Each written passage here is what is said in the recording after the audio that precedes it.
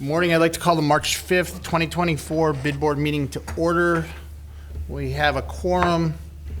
First item of business is the approval of minutes from February 6th, 2024. Motion to approve. Second. We have a motion and a second. Any discussion? All in favor? Aye. Aye. Opposed? Motion carries. Financial report. Jess. Great. The financial report is in your packet. I'm just loading it up here. So Peggy, I don't know if you're able to see remotely or if you're just on a regular call, but I can hook it up on WebEx if you'd like. No, I've got it. I got it in my email from your packet. All right, great. I'll just take a quick walk through. We didn't have a lot of expenditures in February, mainly just some of the additional lights and decorations expenses, and also electricity costs for all of the lights downtown and the roofline lights. We also still have the encumbered $25,000 for the facade grant program at $25,000 from 2023. Motion to approve. Second. We have a motion and a second. Any discussion? All in favor? Aye. I do have a question. Yep. The $30,000 for landscaping, is that our traditional maintenance costs, or is that for something different? It's for something different. We'll talk about it a little bit here today on the agenda. It does include our annual maintenance that we do with spraying the weed beds and spraying the sidewalks, some additional plants, things like that. But this year we enhanced that line in the budget to accommodate for additional plantings that we're working through. Thank you. We have a motion and a second. Any other discussion? All in favor? Aye. Aye. Opposed? Motion carries. Next item on the agenda is parking regulations. Good morning, Chief. Morning, everyone. How are we doing today? Well, Good. Glad to hear. So, Yeah, you tell us. oh, that's not how this works. You know that. So I was requested to come speak to you regarding an annual review of the downtown parking ordinance change.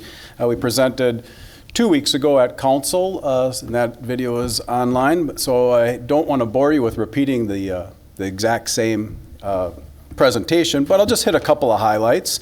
We did promise a year ago to review it, and it's a living document, and see what changes might need to be put in place, or what we need to really make sure that we're focusing on. If you remember, we changed from a fairly omnibus piece of legislation in our ordinance that had spreadsheets and logs and stickers and permits and exceptions and tiers, and none of which were being enforced or collected. We didn't have the data to enforce it. So we went through and simplified the ordinance to be simply based on a tremendous amount of public input, especially from the downtown business owners, a 9 to 5 posted restrictions of customer only.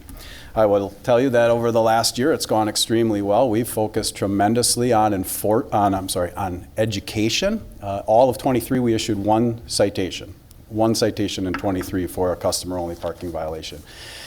We were very active downtown with our full-time CSO, April Kazmarek. She's done a wonderful job downtown doing exactly what we hired her to do, and that was to technology is just an accelerator, right? It's not the solution. We need human beings to be down there and to be understanding what's going on, to use discretion, to really live our philosophy of making sure we're changing behaviors in a positive way, not really coming at it from just strict enforcement and writing tickets, and revenue is not an issue that we ever consider. So she's been doing great. I will say at our last meeting 2 weeks ago, did mention though the fact that at some point it does have to move to an enforcement model as well. I maybe didn't clarify enough in our meeting, and I'll take the opportunity to do it here, that it doesn't mean our education model is extinct. It doesn't mean we've completely put that away. We continue to work very closely with the business owners, with the post office will be one I can speak to you about, and working with them face to face, making sure that we're trying to make sure everybody understands the ordinance, understands the intent, understands its origin, that it's public-driven, and that just basically asking for that compliance. So we've hung a lot of orange stickers, which are not stickers, they're placards, so no one will leave any sticker residue on anyone's car. That's a warning that says, hey, we've kind of seen your car down here a tremendous amount, and we'd like to give you an opportunity to talk to us about that and let us understand. It's been very successful. We've had several people call that just say, I come to lunch every day. I'm visiting our downtown, which is awesome. And so that's been entered into our database that they're not that they are a customer indeed, and that those cars won't be. We'll keep an eye on them, obviously. Trust but verify is always a phrase we like to use, but that's that data piece that we said eventually we would start collecting. We're fulfilling our word on that. So there's been quite a few on those. So I understand maybe there might be some questions on that. Please encourage your employees, your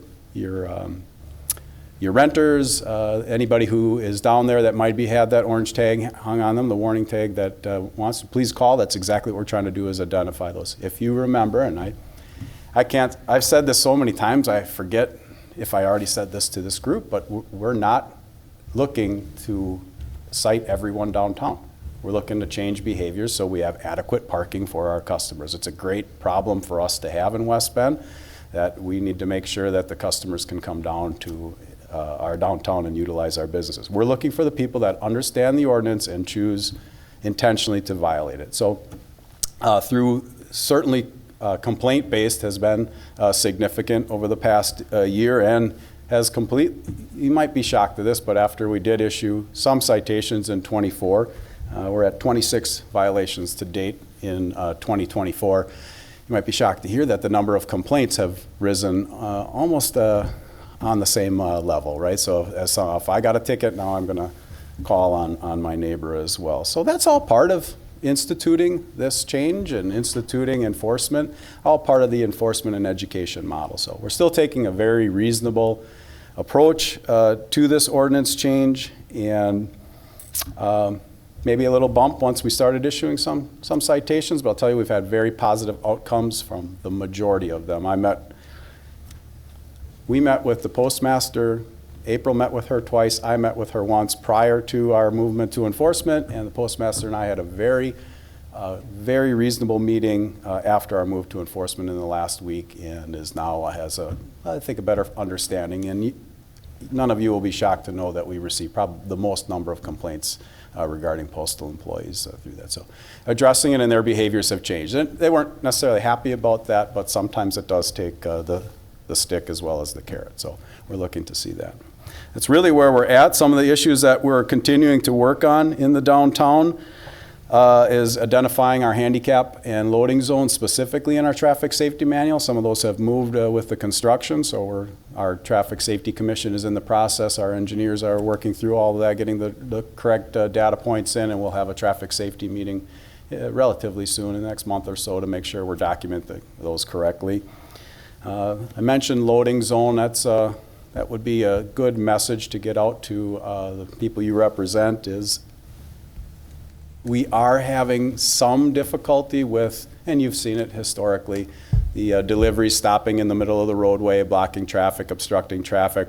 We take calls quite routinely from citizens concerned about that. We've talked to a lot of the drivers. I would say without a doubt, the vast majority are extremely cooperative. Once we identify where the loading zones are and they understand the intent of it, they've been complying. Talked to a significant amount of business owners, the vast majority who've been cooperative, not all, but the vast majority. And we've learned, and maybe some of you can reinforce this, that it actually is the businesses that have the most control over where their deliveries come to the business, where the deliveries are parking, using the streets, and those things. So we're asking again for the business owners' cooperation. Please, that's an issue our citizens identify as the block traffic. So please work with your delivery drivers to have them use the loading zones.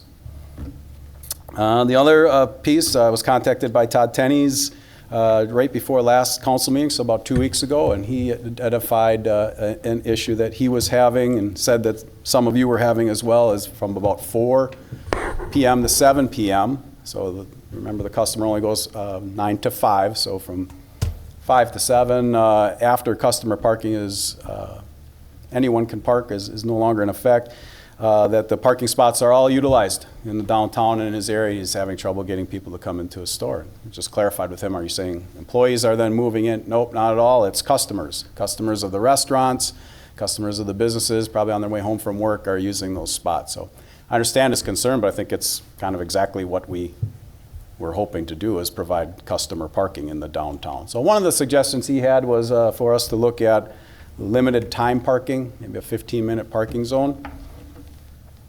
Certainly something we can look at. I know in front of this very board we discussed time limits, parking meters, laissez-faire, our current posted restrictions at length. We had a tremendous amount of public contact, public input, public interest.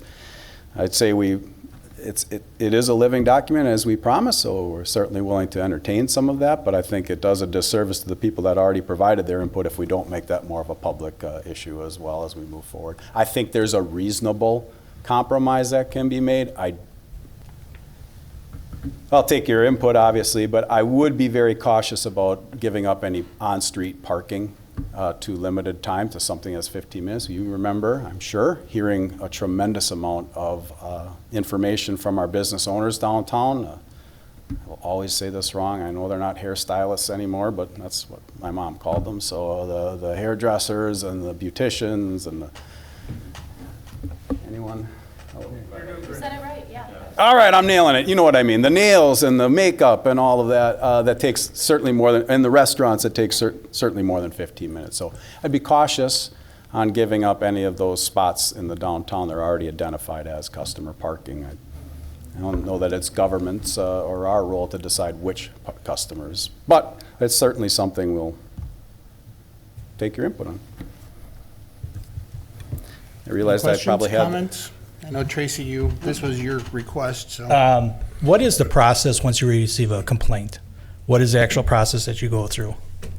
Yeah, thanks. So April Kazmarek, our full-time CSO, goes down. She has been monitoring. It's been like a year now. So she has a spreadsheet of vehicles that have been parked down there in excess of what we would say would be a reasonable amount for a customer, but that does not trigger enforcement. That triggers a second look. So she'll check. The first piece she'll do is check her data and see if that car's been involved before, been cited before, and then she makes contact when possible. And I know she does everything she can to try to make contact. She's left our orange. We have an orange sticker that says, "Here's the number. Please call us." We believe that you may be violating is the verbiage on there, but we'd like to talk to you to make sure that that's the case as we're in our educational piece. If it is a vehicle, though, that's been identified and cited before through investigation, then she's authorized to issue a citation. So it's just not a ticket immediately, it's No. the educational part of it as well? Absolutely, Okay. right. That was our pledge to you, certainly, was that we wouldn't just be robotic in handing tickets. Okay, I think that answers my question. It's a good question, though. Thanks for letting me get that out. And I would point out that the police department's 24/7. If someone gets that citation and truly does not deserve it, we're strongly encouraged to come down to the police department and talk through it. We are reluctant to release without a very reasonable explanation, just because it's not fair to the other ones that have received citations, but also not in the spirit if we're just releasing. We've been very kind over the last year, as we should be, with our education piece and being a little more tolerant, but now we've certainly identified a very small minority that sometimes education by citation is the only way those behaviors are changed. And I'm glad to say it's a very small minority. Well, and my concern is that I have buildings that have, Baird, Murphy and Procthauser, they bring clients in, they'll go out for lunch, basically, spend an hour or whatever in, and they come out, one actually got a ticket. So I don't think they approached you with that, but that is one of the biggest concerns of those larger businesses. So I wanted to bring that to your attention as well. Sure. No, thank you. And April brought that to our attention as well. Some of the realtors downtown or the attorneys that are making stops to drop off paperwork, pick up signs. Nobody thinks it would be reasonable for a realtor to have to drag a for sale sign 2 blocks across the river. And nobody thinks that's reasonable. That's not the intent of this. If those are the issues. We'll certainly give it a reasonable look. All right, I appreciate it. Thank you. Thank you. Anything else, anybody else? Yeah, I also got a call from Todd Tennis, surprised. And he had asked that we create the limited time parkings, in just small clusters, in the city lots, where parking is permitted. So, that, I don't know where anybody else falls down on that. I received a second query about people who reside, in the second and third floors of some of these buildings downtown, where they don't, in the middle of the night, they can't park where they park. I'm guessing they're using on-street parking that has the restrictions during Alderman Allen, I'm winter kind of and so confused on. by it. So in the middle of the night, there is no customer-only parking. They can't park from 3 to 6, so maybe that's what you're referring to. Yes. But that's been in place for as long as Yeah. I've been here to maintain the maintenance of the downtown. Snowplow, street cleaning, that's been in place for Okay, forever. And those tenants would have moved in with that understanding, and the landlords there would have had that understanding when they rented. What's the enforcement on the parking lots? There's half of that Tenny's is permit parking, right? Yep. Okay. Yep, so permit parking is certainly one of the things that we keep an eye on. We've issued 18 citations for downtown permit parking violations in 2024. And that's on par with what we normally do, people parking there. But the half is public, which does qualify under, in the Walnut Street lot, does qualify under our customer parking only. And to your point, Mr. Tenney's conversation with me was very respectful, very reasonable. Just asked that we look into it. I would say that his request to me was expanded far beyond the couple of spots in the Walnut Street lot. He wanted us to look at putting it on the street, and that's something that I think needs to be vetted out before we're Yeah, I was going to say, taking can't he customer just parking. have his, Tenny's parking only 15 minutes in his lot? not his lot. That is a lot. Thank you, though, Wes. Thanks for clarifying. That's a good question. And I have to stop myself all the time from calling it the Tenney's lot. And Mr. Allen, or Alderman Allen is correct. It's a public lot. He does have spots indicated in that public parking lot that are reserved for Tenney's that he uses for his work vehicles with trailers and things. He felt it would benefit, and Mr. Tenney's was very clear that he was not just asking for his business, that he thought it would benefit some of the other businesses downtown to have 3 or 4 spots in the Walnut Street lot identified as 15-minute only that wouldn't be allowed parking for people, I guess theoretically wouldn't be for people going into the restaurants and taverns and things that would, and beauticians and those things. And that the would take hairstylists. More than hairstylists, thanks buddy. That's what my mom called it. Is there a public place that we have the rules, restrictions on all the parking lots downtown by Moe and Yeah. over? Do we have? I mean, I That's don't a even great- know all of them. That's a great question, and you'll be very proud to know our communications team and our city admin team has had a wonderful, I'm not a huge tech guy, but even I can navigate it. If you go on the city's website, there's a parking page just completely devoted to downtown parking.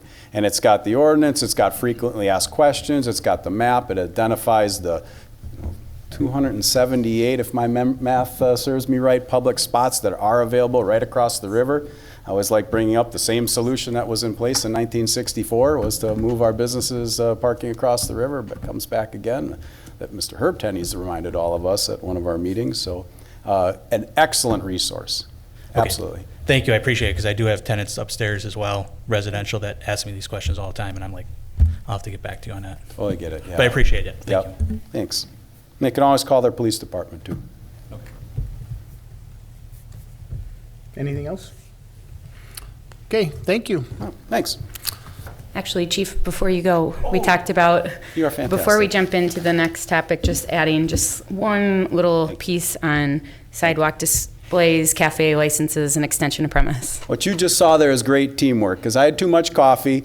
I got on a roll about parking. I asked her like twice to remind me, and then I still walked away. So thanks, Jess. There we go. This is not an agenda item, so non-action, and so I'm very cautious to put this up. We will be pushing information out. We're going to work with Downtown Association. We'll hopefully work with you as well to just get the information out. As the weather starts to get warm, we're seeing a lot of sidewalk displays pop up.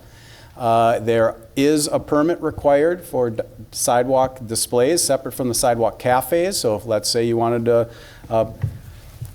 put snow blowers out or put some of your merchandise out, there is a permit. Permit requirement's $30 for 2 years. We have access to it. We'll have the links available. The links are available online to apply. And the whole point to the permit is for us to just review to make sure that it's complying. And the big compliance piece is keeping that 5 foot open of right of way. It is city right of way, so you're putting items in our right of way. So very reasonable. I know the taverns are really on top of it with the sidewalk cafes and those things. So we're just making sure. Seems like there might have been a little lapse in applications for those permits, and maybe it's just an education piece. So sorry for talking off agenda, but we'll work with both groups to get that information out before we do anything that even smells like enforcement. So like one of those A-frame chalkboards, is that permit needed? Okay. I'd have to look at that. I don't know. Not for an A-frame board, it's not. It's more, the sidewalk display is for like if you have a clothes rack full of merchandise outside, it's $10 for the year and you have it and it's permitted. That sign is actually okay without. We'll send all of the links in the bid recap email today, and they do have a brief description in them. It says how much they cost, and our clerk's office issues all of those, so you're welcome to also ask them on the way out too. Okay. And we'll also link the downtown parking page. It has a bunch of FAQs on it. It has recordings of meetings where we talk through all the different pieces of the ordinance as well. So are those A-frames subject to the 5 foot? Yes. It's a great question, and one that I'm sorry that I wasn't prepared to talk about, because in the permit application itself, it actually uses a sandwich board as an example. So we'll have to review. We'll make sure we get that information out. We're not trying to be draconian. We're not trying to make sure that nobody can hang the spring is here flag out or anything like that. We're trying to make sure that our city right-of-way stays open for pedestrian traffic and doesn't become a safety concern. So we'll review that and get that information out. And then as long as we went a little bit off topic, the scooters and bikes on the sidewalks, can the CSO do something to keep that from, with the new sidewalk, it's like yeah, well, that's open not highway. an agenda item, so I can't address. I'm just kidding. Yes, I'll talk to April and all our CSOs and have them keep a closer eye on that. I'm just You're worried right, as spring comes. That's been a concern of mine for years, is that someone's going to come walking out of a store and get nailed. No, us too. We'll make sure we're keeping a strong eye on that, and we'll put out something to all of our officers and CSOs to be keeping an eye on that. And if you see it, give us a holler.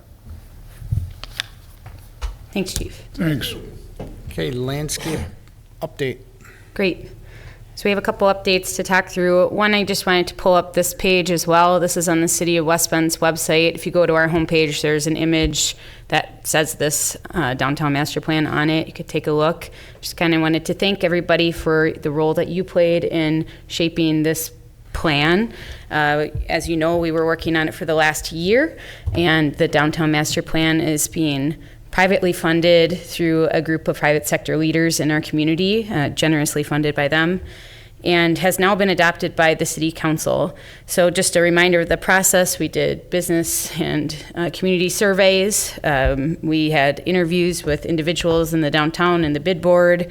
Public information sessions took place. Public meetings took place for input, public hearings, and then the official adoption, and it also went to Plan Commission. So this page here has additional information about the two plans actually that were adopted. One is the Downtown Master Plan. This is our long-term vision for the downtown and a little bit beyond, so beyond the exact boundaries of the bid.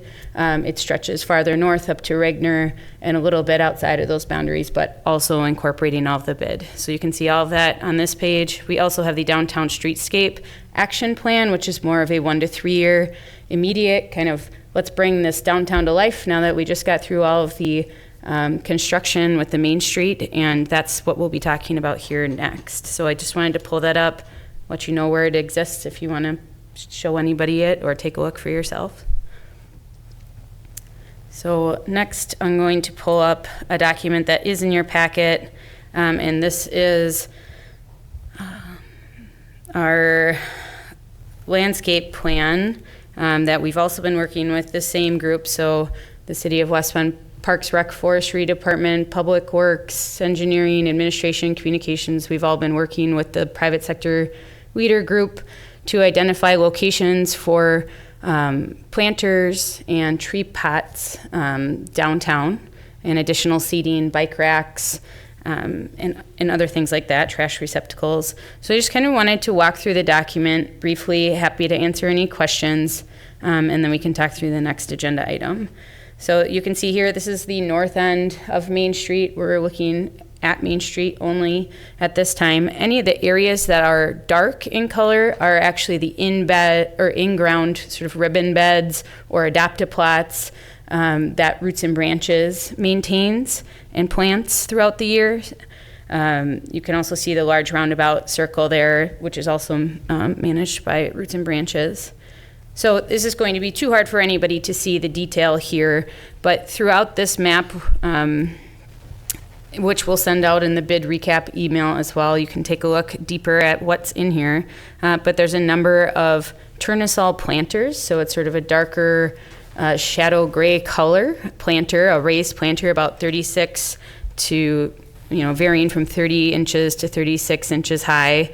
And then in various shapes and sizes. So some of them are rectangular, square, circular, and they will be holding a variety of different plants to be determined, I believe, still. But some of them are large enough to hold trees. And so this is an effort to really green up and beautify the downtown. So you can see on this corner here where the Antidote is, we met with Wes out there, talked through what his plans are for seating, and to make sure that the 72-inch diameter planter pot would work as an accent and for his customers, and as well as some of these planters here with flowers. So just kind of roll through the pages then. You're welcome to explore it deeper. It's in the packet already, but you can see up here on the corner of Mill Street in Maine, there is a bench planned and also some additional planter pots. And we've literally walked Main Street with life-size cutouts of these planters to make sure they will fit, and work with the business owners to identify the proper locations. Down here on the sort of lower part of this page on the right is in front of the, what was the Washington House, so 6th Ave Barbecue, and this is one of our larger, it's a street life planter, so this has a really large space for a tree, and then also seating that is connected into the planter itself, so sort of like a bench seat inside it, or alongside it. And then sort of continuing on through, you'll see additional raised planters, mainly with flowers or shrubbery, some more pots that hold trees. In addition to the 71 planters and 32 trees that are identified in this document, we will also still are planning to have hanging baskets. We've talked about this over the last year or two, just getting hanging flower baskets up onto the new streetlights. So every other streetlight on Main Street is planned to have a hanging basket with the beautiful flowers like we've had in the past on those pedestals. And then the other lights that don't have hanging baskets will have the Art Walk banners. And then the other Art Walk banners will go throughout the downtown as they typically do. Also on the street lights will be an American flag. So we'll be doing that as well. So we have 36 planter or baskets in total. 5 will still be in Old Settlers Park on those stands. Yeah. The planters that are currently in front of the Bend Theater, Yep. are those typical of the ones that we're now talking about throughout Main Street, or are they They're different? not. Yep, they put those out temporarily. They indicated that they plan to have them as just temporary pots until the more permanent installation was complete. So they're just there for now. Yep. Yep. We're very excited about this, so thank you. Looking forward to this. Thank Our only question was the location of some of these. Does that prevent any younger citizen from safely crossing a street? Like prevent any line of sight over anything? I'm thinking of someone like 10 years and younger. Obviously, they would Yep. be with their parents, but if they, there's young kids that go fishing on the river and then come back through and all the other things, just making sure that they've got line of sight to Absolutely. So traffic. public safety is our absolute number one priority with anything we do.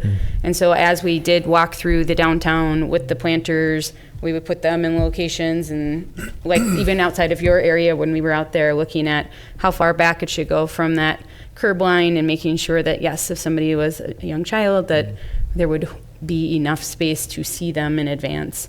Okay. We will put them out and also continue to determine that as they're installed, and if it looks like it needs to get pushed back a bit, then that's what would be done. Okay, sounds But good. that's definitely top of mind. All right, thank you. Thank you. All right, any other questions about the planter plan? You guys, any questions? Great. Okay, then the maintenance contract. Sure. So we put this on as a placeholder in hopes that we would have an official contract kind of to review and look at. We're still working through the details. This is a complicated plan, and we want to make sure that it is, just right as you're looking to approve funding for it. It is coming, looking expensive. So I know you have 30,000 planned, and that'll definitely be something to consider for the April meeting. As we have an actual estimate for you to review, it's likely to come in higher than that. So I guess should be prepared for that. The maintenance contract will cover a few things. It will cover watering of the hanging baskets. So they'll drive through early in the mornings, water those, and that's a few times a week. And then it will also cover the spraying of weeds in the sidewalks throughout the bid. So it's still in the areas with brick pavers and other. We'll also cover the weed spraying in the in-ground beds. That we've done both of those things in the past. And then it will also cover watering and maintenance of all of the planters. So there's sort of three components that we're looking at to cover maintenance. The actual planting of the baskets this year and the purchasing of the baskets and the purchase of sort of this capital investment of planters is something that is going to be covered by a private sector group and donations and the city of West Bend. So we will really be looking for, at least in 2024, for the bid to cover the maintenance of those items.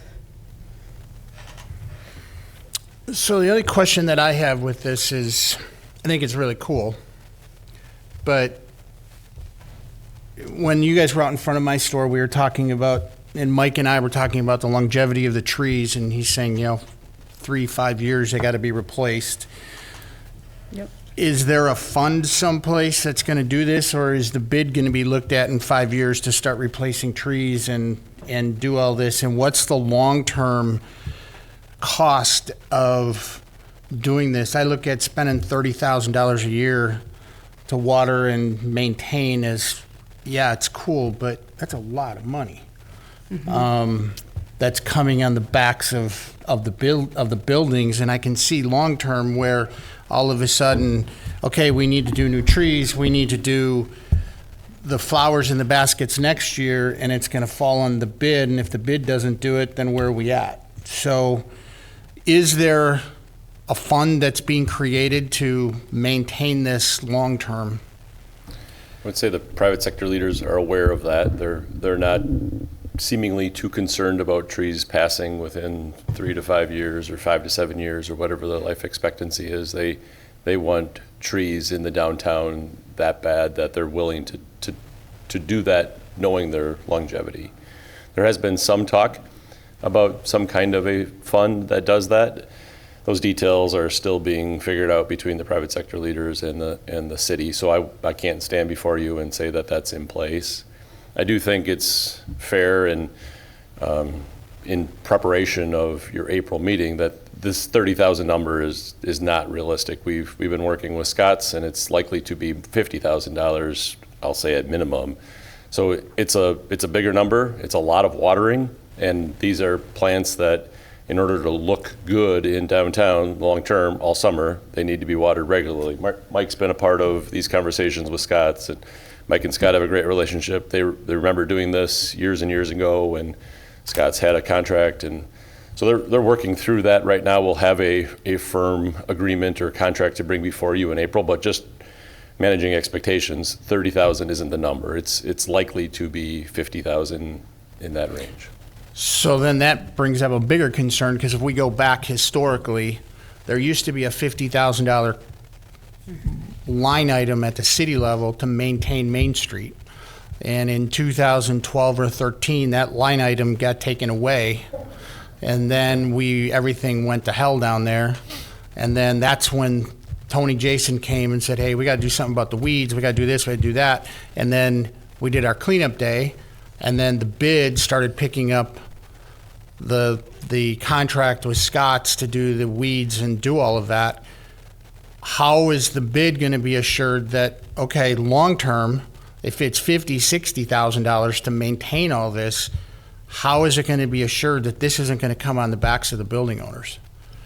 Yeah, maintaining and watering maybe are two different things. I know the private sector leaders are anticipating the bid board will do the watering and will extend the contract to Scott's to do that. So that's been part of their discussion all along, that what's the bid's contribution or skin in the game if they're going to donate hundreds of thousands of dollars for these planters. Is the bid going to pay to maintain them? And we've been under the impression the answer is yes. So I agree, Mike, that's something that this group, your body, has to, not just for 2024. 2024 is the first year of the agreement with this extended planter plan. But even beyond that, is that something that you're prepared to budget for on an annual basis? And I think that's a fair discussion of your body, and it's certainly one that you should know the private sector leaders are anticipating that's going to take place. Yeah, because that's my biggest fear of all this. I think it's great, but if you take 50,000 and all of a sudden it goes on the backs of the bid in 2025. It is on the backs of the bid. So the city had 28 planters planned for our reconstruction project, and we did not have enough money, as you guys all know, through the bidding process to even put those in. This city of West Bend would not have recommended this extensive pot planter plan for the downtown area if the city were responsible solely for maintaining and watering them. So that's where the partnership comes in, not only with the private sector leader, but with the bid board. And it's absolutely the intention of the city and the private sector leaders that the bid board will be maintaining these, not just hanging baskets. That's an easier nut to crack, but the extensive planter plan. But so you're saying you're figuring that we're going to come up with 50 grand? Is that what you're saying? That's the early discussions with Scott. We're not at a refined number, but I would be surprised if it's much less than that. So that's half the budget. Getting close to half the budget, yeah. Was this put out as an open bid, or is this just we're going to Scott's? We haven't bid it. It's a professional service. Nobody knows how to bid this. Scott doesn't even know how to bid it. He's trying to estimate it, and he will. Working with somebody like him, in my opinion, is smart for the first year because he can refine that down to what actual costs are. And Mike and him have a great relationship they've had for years, that they trust each other, that if Scott's putting out X amount of hours, he'll refine that bid. So maybe it's 50 the first year and we only end up spending 38 of it, and then his future years are 38,000. I don't know the numbers. We can ask him to attend in April as well if you think that would be helpful. So you're not just getting the middle people like Jess, Mike, and myself. Well, I second Mike on this, the cost of these trees replacing. So you're telling us that the private donors are looking at that as part of their cost, or is that going to fall onto the bid as well? That's been a part of their conversation, is how do they create some kind of a sinking fund that's able to replace these trees on a going forward basis, and that the bid would be look forward to watering them, not buying vegetation. Okay. If I said that, I incorrectly. I just wanted clarification. That's all. Okay.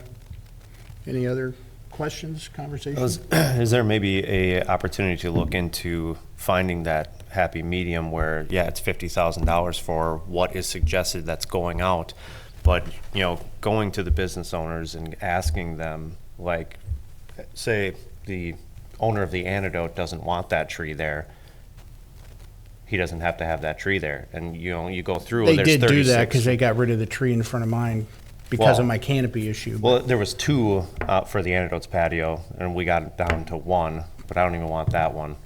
I mean, the owner of the Antidote doesn't. So, yeah, so if there's that point where you can talk to the business owners and then maybe cut it down from 36 to 18, and then we're looking at a $25,000 budget instead of 50. Could be something to talk with all the building owners. and I don't business know owners. what the timing is. My understanding, have the planters been ordered? They have. That's what I thought. So Never I mind guess, I guess everything my I just concern said. with this whole process was up until this meeting, the bid hasn't really been told, hey, you're going to be responsible. The city's kind of taken on the role of telling the private sector that, hey, we can get the bid to do this. You know, I have a concern based on historical things that have happened within the city as far as the budget of maintaining downtown. It ultimately all fell on this body. And that concerns me from a standpoint of putting that on the backs of the businesses. It's beautiful, but to say you're going to take roughly even a third of the budget to water and maintain, I think is extreme. But, I'm one of a group here. I personally think that the return on investment's probably going to be worth, what it costs us. And we're already spending a quarter of the budget to erect and take down Christmas decorations. And this would probably last 6 months, 7 months, throughout the summer and fall. I just think it enhances the downtown enough to be justified, even if we have to change the assessment slightly to do that. That's my personal opinion anyhow. Do we have the ability to change the assessment other than once a year?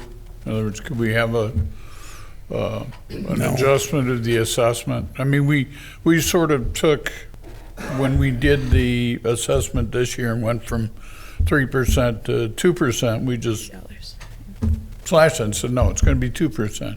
But could we now go back and look and say, No. maybe it needs to be 2.25%? No, you can only do it once a year because it goes against the tax roll. So it's the same cycle as Right. doing property taxes. So you'd have to wait till next year to adjust it back up. The logic, and there was logic behind taking it down to 2, was we've lived for 12 years on anywhere from $90,000 to $115,000 budget. With everything that happened over the last year with business, it made sense to lower it. Now, if this body wants to change it to 2.25 or whatever to finance it, that's their decision, but that can't be done till next year. Yeah, that's what I thought. But we should be covered for this year. Yep. And we can only pledge up to what we have. Well, you could pledge the whole budget. Well, I mean, we're encumbered in a lot of other areas, so. Right, but you could take money from other places if you so choose. I If don't it's think that available. would be a wise move, but Yeah. There's money that's available that could get up to that point for 2024. And the discussions on your next budget will begin in August. And so going back to the 3 may be something you consider when we know kind of a little bit more clearly how much it does cost to water all the plants throughout the summer. And it'll be a natural conversation at that time, for sure. But I still think there needs to be some agreement of what is going to be, not just an assumption, what is going to be the bid's responsibility for all of this. And I can't say before it moves forward because it's already moved forward. And it's kind of irritating that the bid's now being brought in today after the fact, once everything's been ordered. Now it's like, oh, by the way, you're going to be responsible for this. And I think they should have been at the table from day one. And I expressed this concern to the private sector in saying, hey, we need to be transparent with this board of where they fit into this. And now today, it's like, okay, now you're going to be expected to do this because we feel you should. So that's my take on it, and we can move on. Great. So just one other question. So next agenda item would be Scott coming in and explaining what he feels needs to be done to maintain what the city's putting in or this group is putting in? Yep, we will have a full contract for you to review and ask questions of Scott and approve. Yep. Anything else? Motion to adjourn. So I have one other thing really quick. I just want to say thank you to everybody. This is my last meeting. It's been a good run, but it's time for me to move on, and You have April still. I don't have April. I don't think, do we? Yes. We do. Oh, okay, then it's not my Want it to be last now? meeting. That's- I'm back. Next to the I'll be last back in meeting, April. Mike. When is it, though? I may not be in town. That's because I didn't think I fine. was here. Calm down, Tom Brady. April 2nd, I'll be in town April 2nd. Okay, well, then I'll So- save my speech for April It 2nd. is election day, and we'll be moving that meeting to the West Bend School District office, so just please note the location change. Where? At the West Bend School District office, just on Main Street there. Yep. I'll second the motion to adjourn. All in favor? Aye. Opposed? Motion carries.